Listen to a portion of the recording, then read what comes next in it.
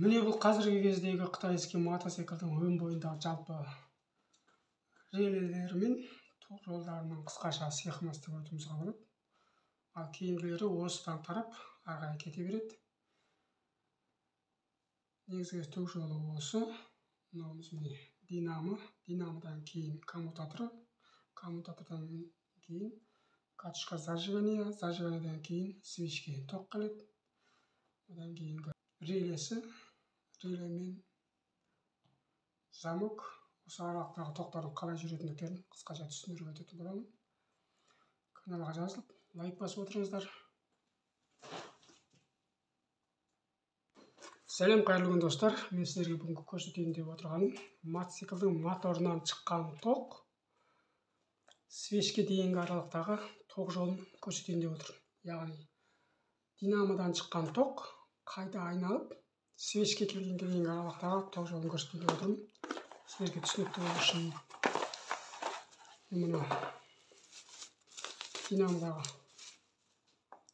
өрт келдім.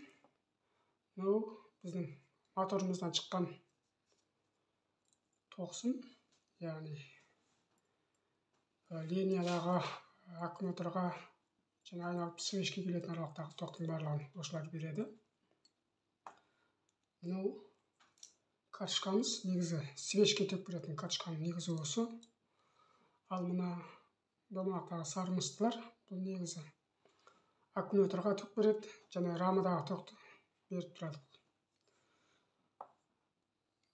Егер де қандай да бір түсінбей, білмей жатсаңыздар, астына комментарийға жазуларыңызға болады. Немесе осы каналдың астында менің телефоным және WhatsApp нөмірлерім бар, сол арқылы хабарласуларыңызға болады. Ең алдымен осы динамодан шыққан тоқ бірден мына коммутаторға келеді. Коммутатордан кейін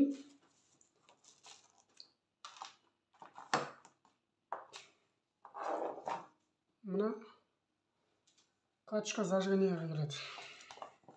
Осы зажиганиеден свечке тоқ береді. Ол жағын өздеріңіз жақсы білесіздер. Мен сіздерге түсінікті болу үшін мына екі тоқсымды алып келдім. Коммутаторға жалғап сіздерге көрсетейін. Бұдан коммутатордан тура мына секілді 6 тоқ шығады. Мына екі жасыл масса, ал мынау жаңағы катышқамыздан келген тоқ. Ал мынауымыз бұл свечке қарай. Свечке емес, негізі мына зажиганиеге қарай кететін тоқ. Свечке тоқ береді ғой. Ал мына қызыл төгіміз бұл мына мотордан шығады. Бұл негізі кері тоқ деп айтсақ та болады. Моторды өшіргенге негізі осы төгіс істейді. Мынау тоғымыз ол кәдімгі моторды сөндіретін тоқсын деп түсінсек болады. Мынадағы 5 тоқсын, бесеуінің сіздерге түсіндіру үшін мына ақ жолақты көксін осыған жалғаймыз. Өзіне өз светімен тұрады. Ең астына санағанда бер жақ шеттегі, одан кейінгі мына ақ жолақты жасыл қара көксін, яғни мына катышқадан шыққан тоқ. Бұны да өз светіне жалғайық. Бұл негізі свечке тоқ осы проводкадан барады. Екеуі кетті. Енді үшіншісі жаңағы қызыл сызықты қарасымыз. Бұны жаңа сіздерге түсіндіріп айттым. Кері ток деп айтуымызға да болады.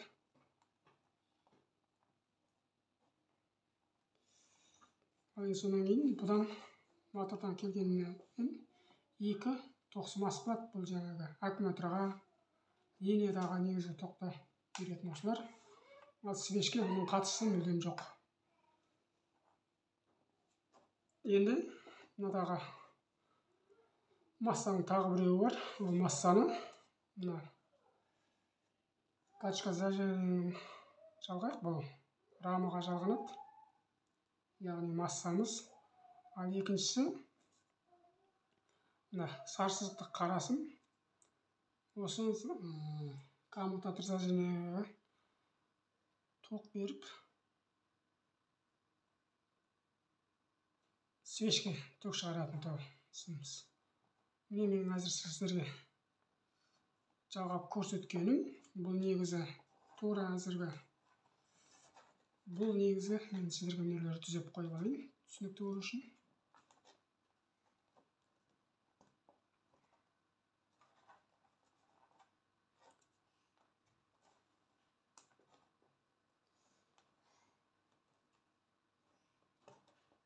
Міне бұл ток, тура әзіргі осы тұрысындағы ток қытайский мотоциклдердің қазіргі кездегі негізгі линиядағы ток жолы дәл осылай. Ал мына екі ток бұл релеге жалғанады. Реледегі келетін токтар бұл. Яғни мотоциклдің бойына келіп, осы релеге жалғанғаннан кейін, өзінің осы екі токқа жалғанғаннан кейін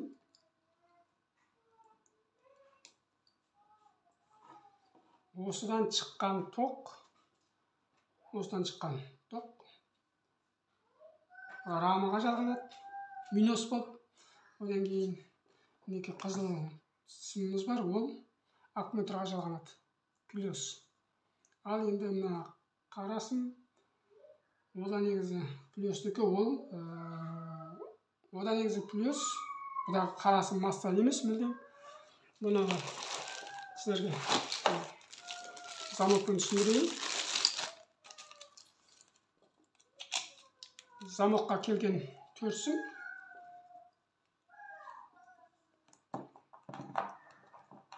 Көк сымымыз масса, қара сымымыз жаңағы қара сым, ол ең алдымен бірден осы замокқа келеді.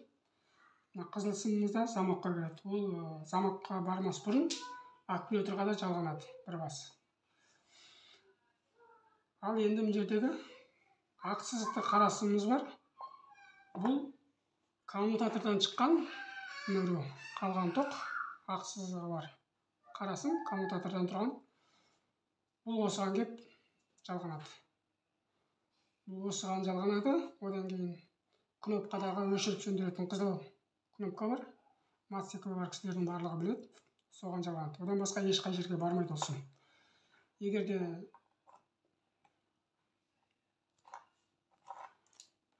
осыған жалғанады, басқа ешқай жерге бармайды. Кілт ашылып қосылғанда өшіреді.